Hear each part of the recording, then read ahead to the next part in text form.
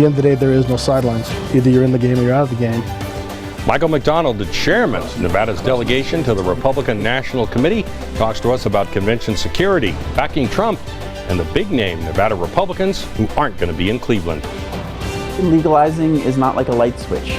If Nevada passes recreational marijuana, what hurdles stand in the way and what will it look like? I took a trip to Denver to find out.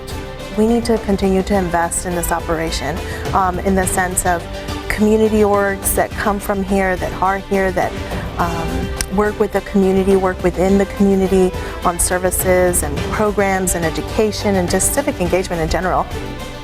Money flowing into Nevada. We sit down with the Democrats' newest PAC here to see who they're targeting. From 8 News Now, this is Politics Now with Steve Sebelius and Patrick Walker.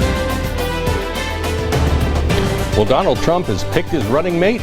Now the goal will be to introduce him to the rest of the country. Thanks for joining us. I'm Steve Sebelius. And I'm Patrick Walker. Trump announcing Indiana Governor Mike Pence as his vice presidential choice. After a couple of days of media speculation, Trump did confirm on Twitter that he's picking Pence. He delayed that announcement because of the terror attack in Nice, France. The next step now, well, the first step will be answering the question, well, who the heck is Mike Pence anyway for the people? A CBS News New York Times poll said 86% of voters were either undecided about Pence or they don't know enough about him to form an opinion. On the flip side, only 8% are starting out with a negative opinion of him. So I guess that's a good start considering the negativity that we see in the campaign there. Yeah, absolutely. And starting next week, we also aren't going to be calling Donald Trump the presumptive nominee anymore. The Republican National Convention starts in Cleveland on Monday. TI owner Phil Ruffin and UFC chief Dana White are among the speakers.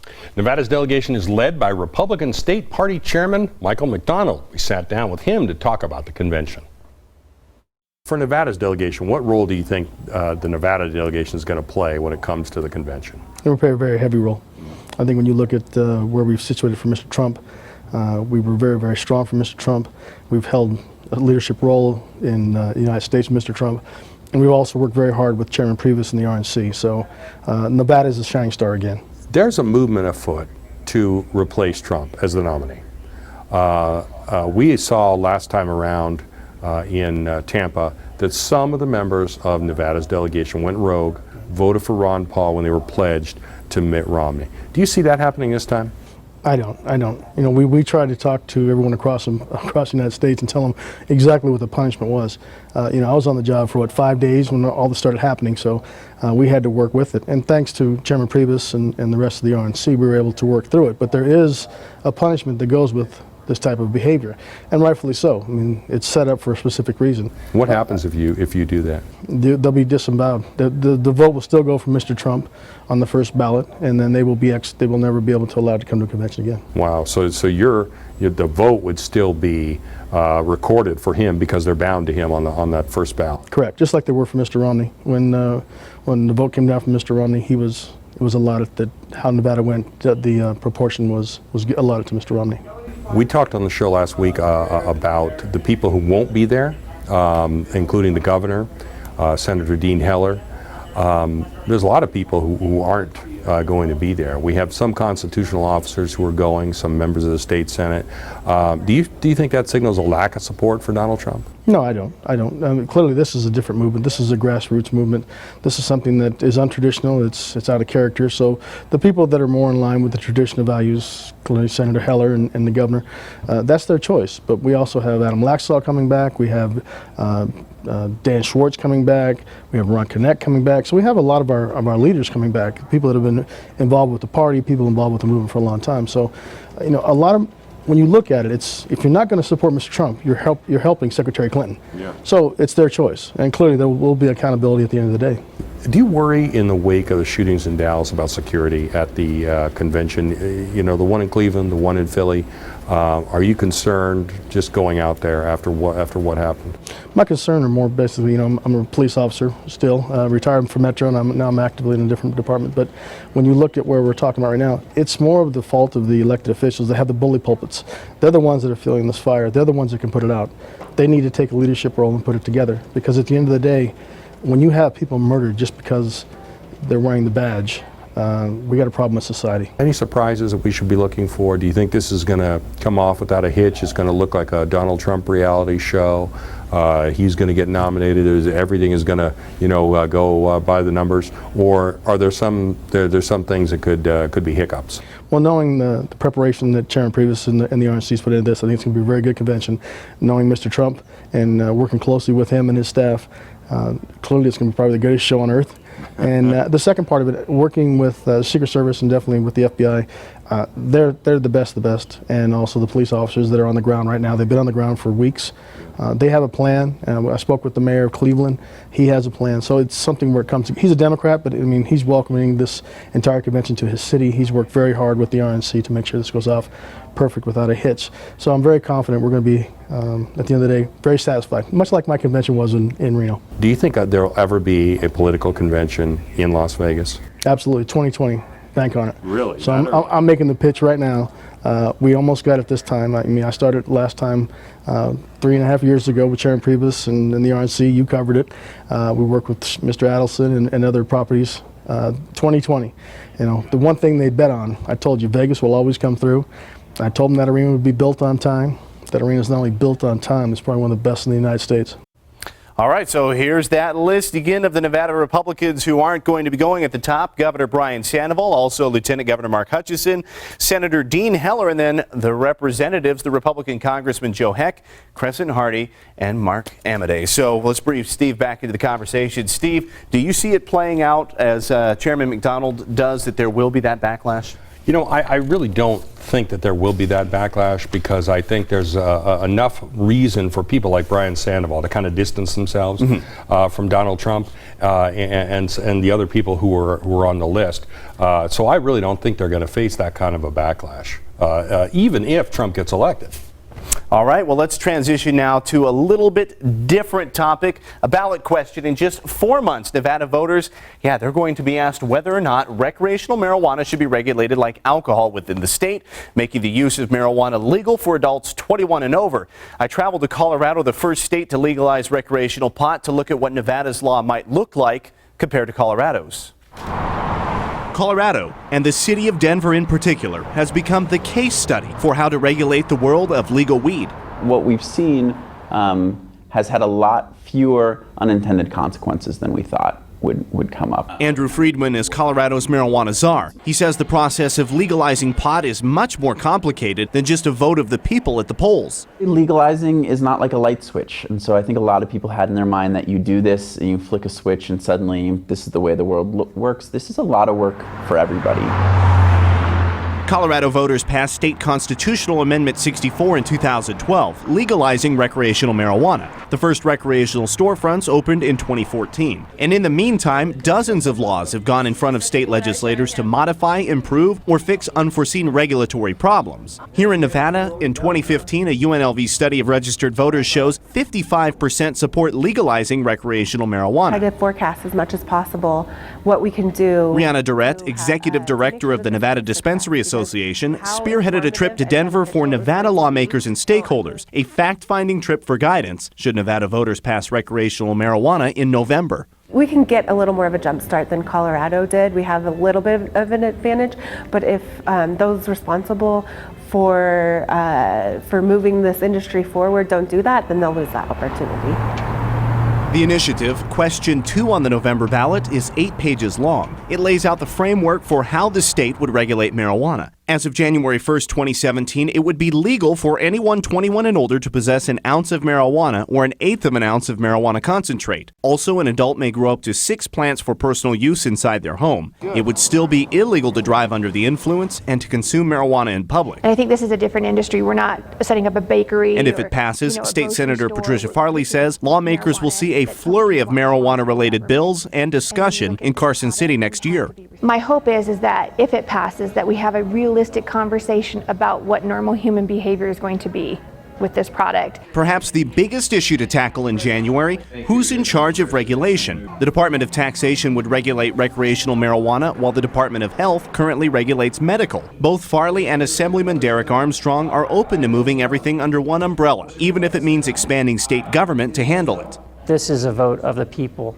So if the people do vote for it in November in Nevada, they've given us that mandate to where we have to be responsible to them to have an industry that is regulated properly. There would be a 15% excise tax on top of any state or local sales taxes. The proceeds would fund the state's regulatory program, and the rest of the tax dollars would go into the state general fund, earmarked to fund K-12 education. That may be the selling point that gets voters to approve recreational marijuana. And lawmakers and regulators, no matter which side of the issue they're on, will be tasked with getting the program up and running.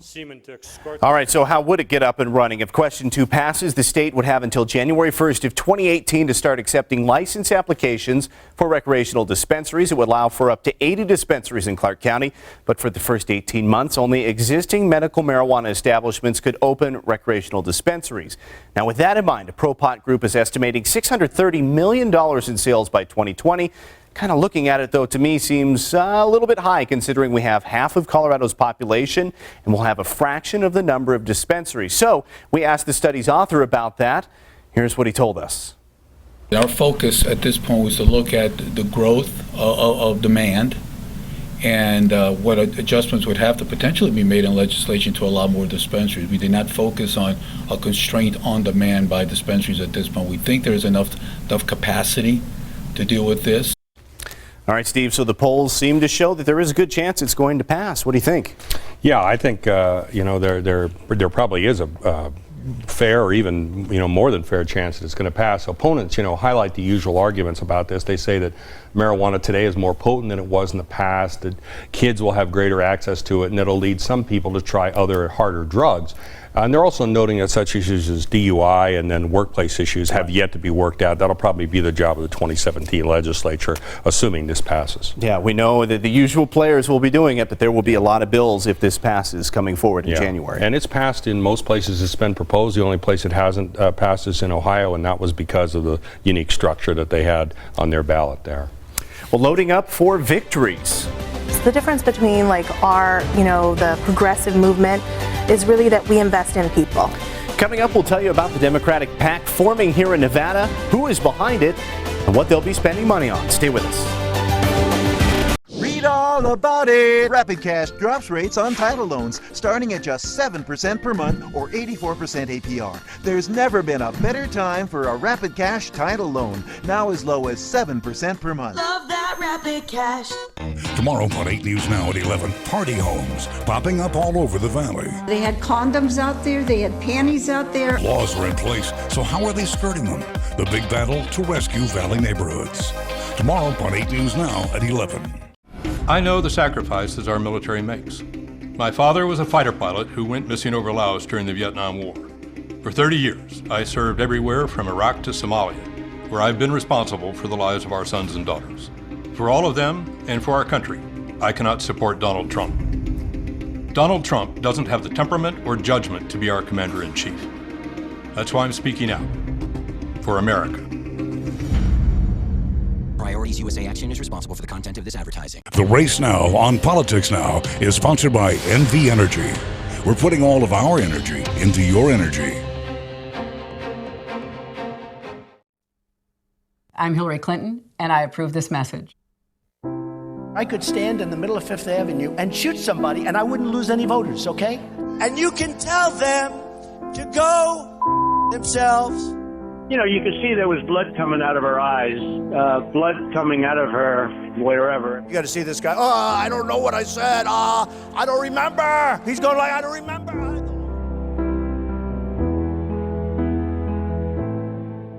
Your exclusive Weather Now forecast every day with Sherry, Ted, and Katie on 8 News Now. Rapid Cash is the name you can trust for delivering cash fast. Rapid Cash has competitive rates, fast, friendly service, and most importantly, they're state licensed. Relax. Rapid Cash has you covered. Love that Rapid Cash. Welcome back to Politics Now. Well, money is pouring into Nevada, millions of dollars at a time, and it's going to races up and down the ballot. And that means grassroots organizations need some more buying power to keep up. I sat down for an exclusive interview with the director of a new super PAC who's announcing the launch of For Nevada's Future right here on Politics Now. Well, Artie, thank you for coming on with us today. And I think the first thing I just want to ask about For Nevada's Future, tell me a little bit about where the idea came from and how it came together.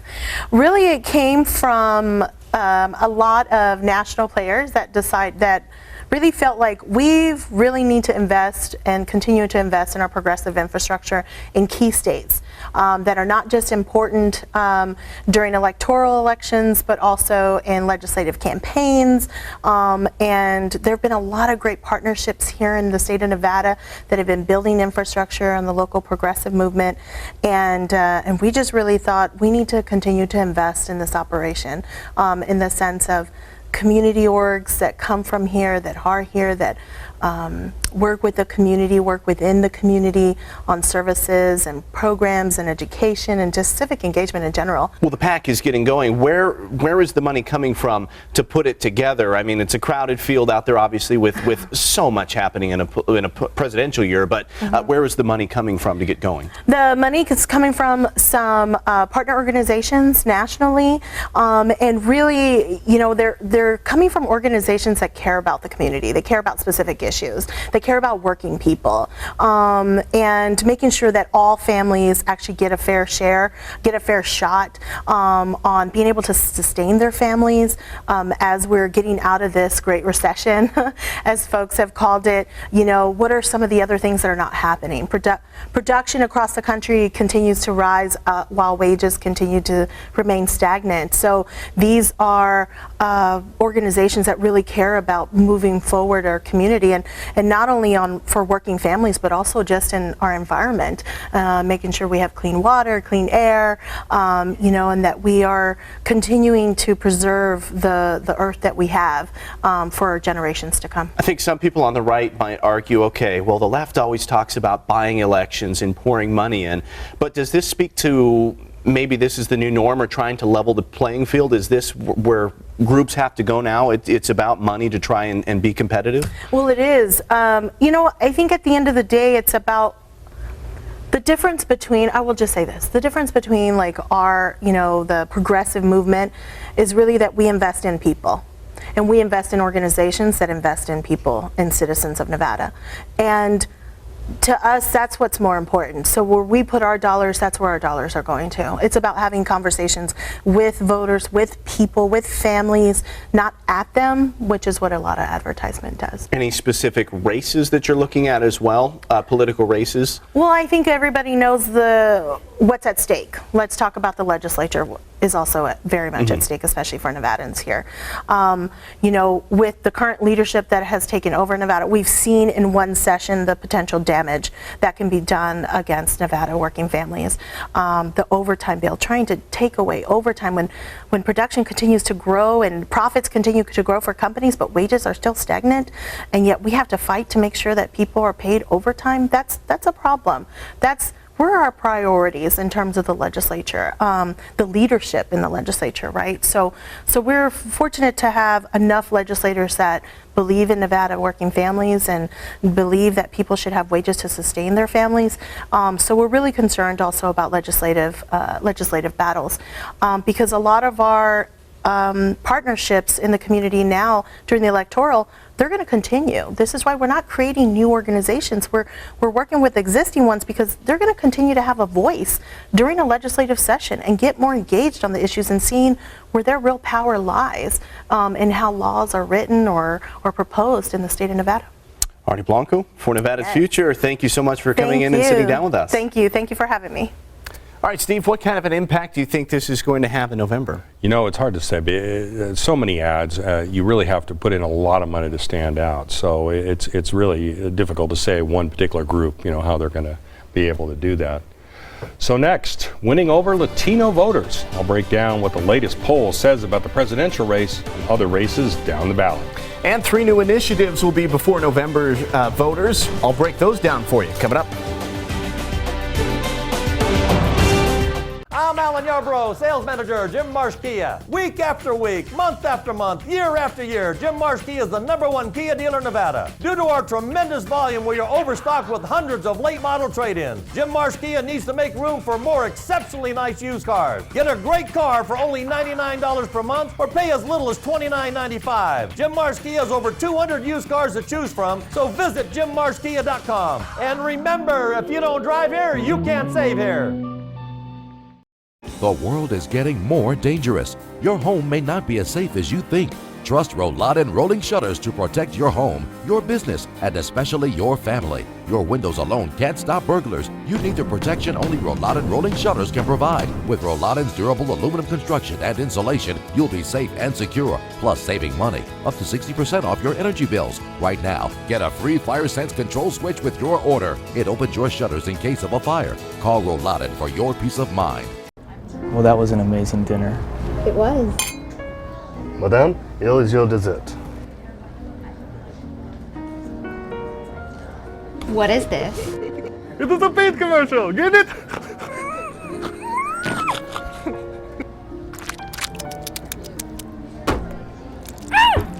Yeah, it was a joke. Burnham. Painting, drywall, stucco repair. Serving Southern Nevada for more than 17 years. Monday on Good Day. The race for the White House takes center stage as the Republican National Convention gets underway. We're going to take you live to Cleveland as the delegates file in. Plus, turning our attention from big heat and gusty winds to monsoon moisture heading back to the valley. Monday on Good Day. Tomorrow on 8 News Now at 11, party homes popping up all over the valley. They had condoms out there, they had panties out there. Laws are in place, so how are they skirting them? The big battle to rescue valley neighborhoods. Tomorrow on 8 News Now at 11. You're watching Politics Now. Well, a new poll by the group Latino Decisions finds some bad news for Donald Trump. He's losing to Hillary Clinton by a margin of 73% to 16% among Latinos. But it gets even worse the more you dig into the poll of 657 registered Latino voters taken shortly after the U.S. Supreme Court blocked President Obama's immigration reform program. The poll found a majority of Latinos think the Republican Party is either indifferent to their community or hostile towards it. Just 13% said the GOP truly cares about Latinos. By contrast, 54% said Democrats truly care about them. Asked for whom they'll vote in Senate and House elections, respondents chose Democrats over Republicans by wide margins. The poll also found Obama's immigration reform was overwhelmingly popular in the Latino community. 81% support the Deferred Action for Childhood Arrivals program, and 83% supported the Deferred Action for Parents of Americans program. And 66% disagree with the lawsuit that led to the Supreme Court's ruling against the latter program. The bottom line, according to this poll, Latinos are skeptical about Trump in particular, Republicans in general. Patrick. Steve, thank you very much. It's time for the race now, where we fill you in on some of the big local political stories this week. 3 more initiatives qualify for the November ballot. They are the Energy Choice Initiative, which would amend the state constitution to end NV Energy's monopoly. The Medical Patient Tax Relief Act exempts medical equipment from sales tax, and it also would amend the state constitution. And then the referendum on net metering would roll back the rate hike, which was approved by lawmakers last year. Now, that one is still facing a legal challenge that could keep it off the ballot. Well, a new poll by Monmouth University of Nevada voters has Joe Heck up on Catherine Cortez Masto by 2 points. That's 42 to 40. It also shows that 55% of people had not yet formed an opinion of Cortez Masto. That's compared to 45% with Heck. And if a special session ends up being needed for a potential stadium for the Raiders, well, it's not going to be until October at the earliest. The Tourism Infrastructure Committee, created by Governor Sandoval and run by the Office of Economic Development's chief, Steve Hill, has put off making a recommendation on a stadium plan until September 30th. There are 9 different plans that they are narrowing down their recommendations from. The one proposed by Sheldon Adelson wants $750 million in public funds, but that would require legislative approval. Well, naming a nominee, what we're keeping our eyes on at the Republican National Convention next week when we continue.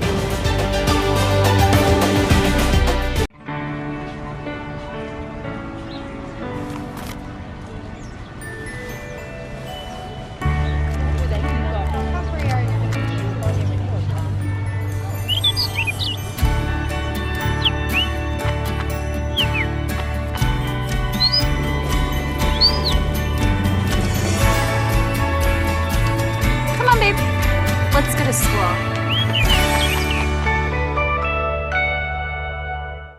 Mm-hmm. Mm-hmm. Oh no! The 23rd at 10. That sounds perfect. Thanks. Yep, we'll see you then. What? Viruses are nasty little creeps. Protect your child from at least 17 preventable diseases by following the recommended immunization schedule. Visit immunizenevada.org today. Yes, we will. We've been working hard to keep energy costs low. How low? We've lowered our rates 3 times in the last year.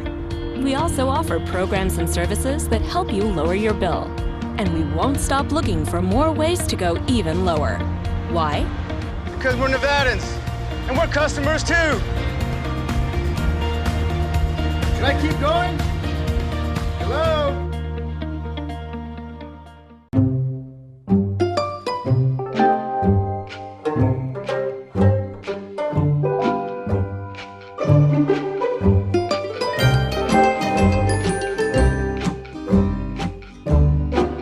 Perk up your day with a McCafe iced coffee with your choice of caramel, hazelnut, French vanilla, or sugar-free French vanilla flavors. Now only $1.49 for a medium.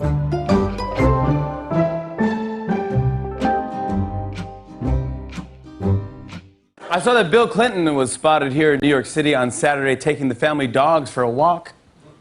Apparently, Bill became close with the family dogs after spending the last 2 decades sleeping in their house.